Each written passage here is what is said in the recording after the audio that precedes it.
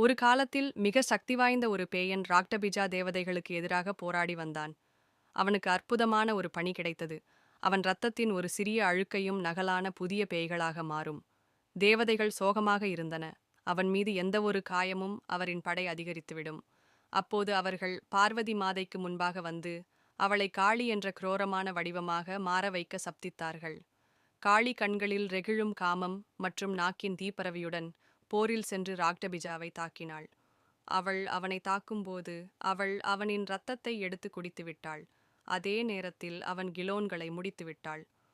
அவனது இரத்தம் நிலத்தில் விழுந்தாலும் ஒரு புதிய பேய் உருவாக முடியாது. அவரின் துவக்கம் எவ்வளவு கொடியதோ அவளுடைய திருடன் அதே அளவு வன்மையாக இருந்தது.